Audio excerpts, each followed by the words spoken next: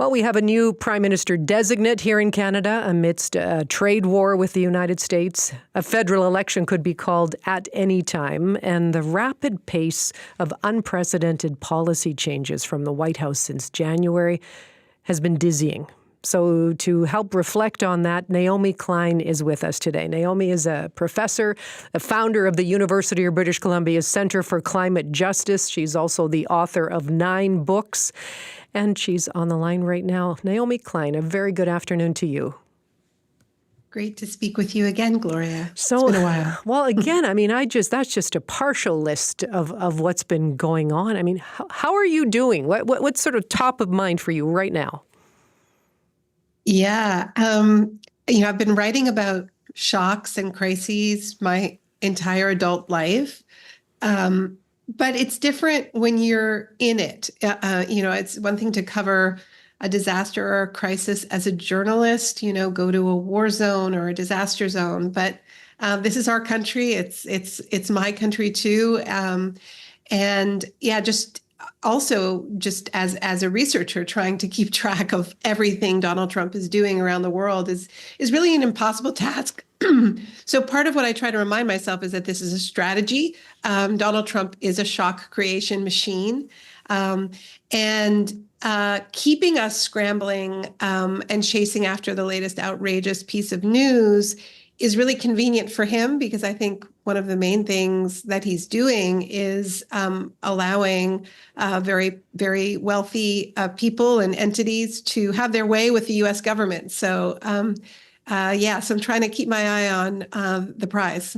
Well, sure. And I understand that, too. Like, this is a strategy with real consequences, though, here. We are, seeing the effect on the markets today, obviously. But there have been job losses. Businesses are worried. Do I order that product? Don't I order that product? Can I afford to keep this employee or can't I? I mean, what do you think his ultimate aim is here with the, the threats of more tariffs on Canadian goods and especially the talk of annexation?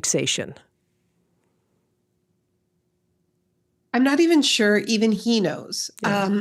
I think that what we're seeing is Donald Trump's theory of power, which is power is for using, power is for abusing. It's not something that you should have to be thoughtful about. I know it seems maybe a little bit crass, but I always think about what he said about women. When you're a celebrity, they let you do it. He really believes that when you're rich, when you're powerful, whether as an individual or as a nation, then you should be unbound. And so I think the way he sees the world, when he looks at international agreements, whether it's trade agreements, whether it's climate agreements, whether it's the Geneva Conventions, I think he just looks at it all and says, yeah, but we have nukes and we're so powerful. And this is really, I think, where he has a shared worldview with Vladimir Putin. I think that they believe that power is for using and abusing. And so, when it comes to Canada, does he want us to be the 51st state? I think he wants to see what he can get from us. I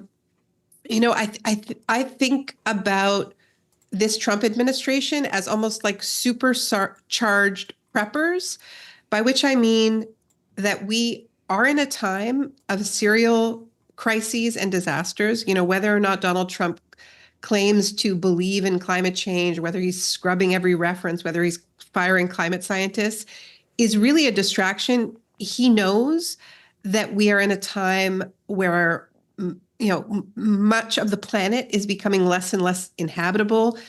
People are on the move. Resources are getting scarcer. And so I think he looks at Canada and he approaches it the way, people hoarded water, at the beginning of the pandemic. I think he's getting ready for disasters. So he's looking at the Great Lakes. He's looking at our critical minerals. He's looking at Greenland. He's looking to fortress. And he's looking to bring inside the fortress everything that he might need. So it's really a prepper mentality, and we are one of many casualties in that. And what do we do about it? I mean, there's been lots of talk about diversification of our economy, breaking down provincial trade barriers. And soon we're going to be in a federal election campaign. I'd like to play you a little bit of Conservative leader Pierre Poilievre from last week talking about some of his suggestions. But if he doesn't want to deal with Canada anymore, if he wants to attack our economy, then we must be prepared to be strong, sovereign, and stand on our own 2 feet. And that means repealing C-69, the new pipelines law, rapidly approving LNG plants, pipelines, mines, and other projects. It means passing a big, bold, beautiful, bring-it-home tax cut on work, investment, energy, and home building.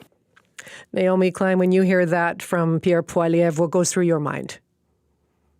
What I hear is somebody who wants to fight Donald Trump by doing what Donald Trump wants to do to Canada first. As I was saying, the Trump vision of Canada is just as a bunch of resources to exploit. And it's clear that Poilievre sees exactly the same thing, just sees another resource colony. And when, there have been debates centuries old about the need to actually build a sturdier Canadian economy that is less reliant on extraction. There's always going to be extraction, but we can do so much more than just export raw resources. And we are in a climate emergency. Yes, Trump represents a dire threat, but it's not the only crisis that we face.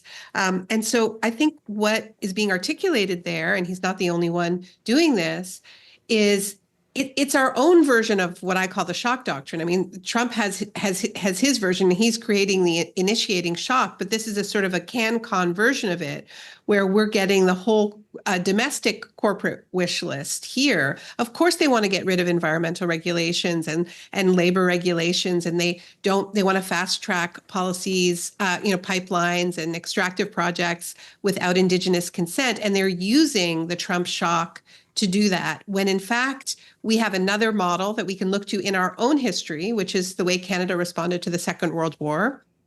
My brother Seth Klein wrote a fantastic book about this called A Good War, about the way Canada responded to that shock, that crisis, by retooling factories, creating dozens of crown corporations.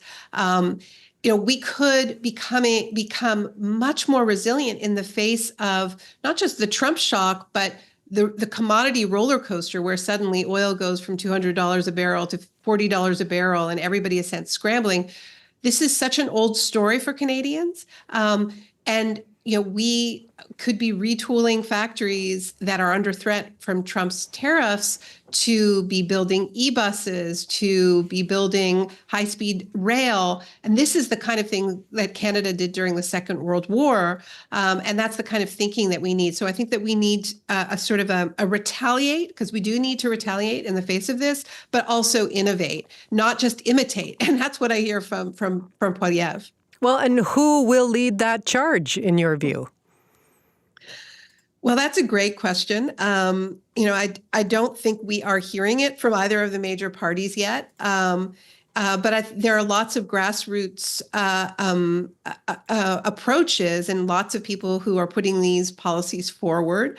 The Canadian Centre for Policy Alternatives put out a whole list of fantastic approaches that would actually truly diversify and stabilize the Canadian economy and strengthen our public sector.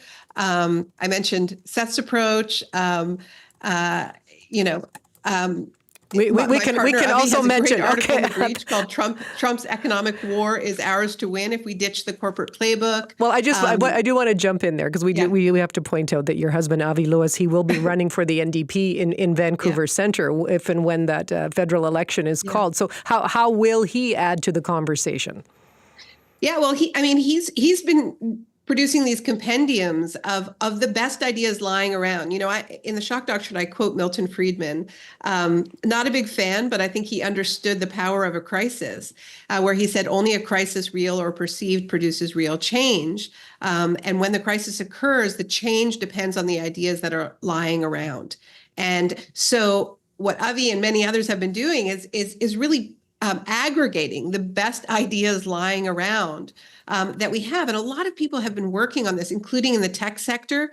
How do we, none of us are happy with the big tech dominance of our social media and the effect on news media.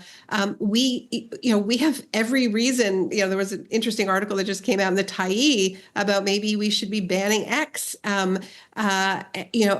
Cory Doctorow has some fantastic ideas about if Trump is going to tear up our trade agreements, why should we be respecting the intellectual property of these big U.S. tech companies? How about if we unlock our iPhones for starters? So there's lots of these ideas. We're having a big event at the Chan Center on the 26th of April, where we're going to be laying out some ideas for Canada to chart a true path out of crisis that multitasks in the face of all of these overlapping and intersecting crises that we face. I mean, this is one of the problems of when a country gets on sort of war footing, it pushes everything else off the agenda, and that can be very, very dangerous because, like I said, Trump's not the only crisis that we face, and we know that. We know that we have a crisis of a lack of affordable housing. We have a toxic drug crisis. We have a crisis of inequality and corporate concentration, and we have the climate crisis. So any real solution is one that solves multiple crises at once, and I think that can be exciting. But it's a scary time, and I think that's why it's important for us to look to our own history and moments when we have rallied, when we've come together, when we've innovated, and we've really had a sense of what's possible. Naomi, thank you. And I'm glad you flagged the event that's coming up at the Chan Center next month. We have some tickets to give away to that as well. We appreciate your time. Thank you so much, Gloria. That's Naomi Klein, a 9-time author, professor, founder of the University of British Columbia's Center for Climate Justice. And as she pointed out, next month she's taking part in a Writers' Festival event at the Chan Center. It's called The New Shock Doctrine.